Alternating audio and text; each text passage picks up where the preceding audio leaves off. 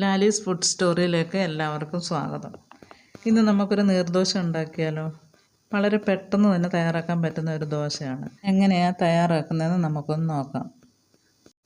അതിനായി ഞാനിവിടെ 250 ml കപ്പിൽ 1 കപ്പ് പച്ചരി എടുത്ത് നന്നായിട്ട് കഴുകി 3 മണിക്കൂർ കുതിരാൻ വെച്ചതിന് ശേഷം അതൊരു മിക്സിയിലേക്ക് മാറ്റി നന്നായിട്ടൊന്ന് അരച്ചെടുക്കാം.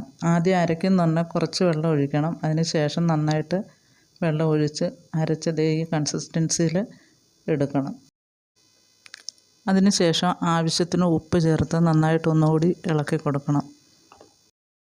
അതിന് ശേഷം ഒരു പാൻ അടുപ്പത്ത് വെച്ചിട്ട് നമുക്ക് നീർദോശ ഉണ്ടാക്കിയെടുക്കാം. ഇതുപോലെ പാനിൻ്റെ എല്ലാ ഭാഗത്തും ഒന്ന് ചുറ്റിച്ചൊഴിച്ച് കൊടുക്കാം. നമ്മൾ നീർദോശ ഉണ്ടാക്കിയെടുക്കുന്ന ഇതേമാതിരി നെറ്റ് പോലെ കിട്ടണം.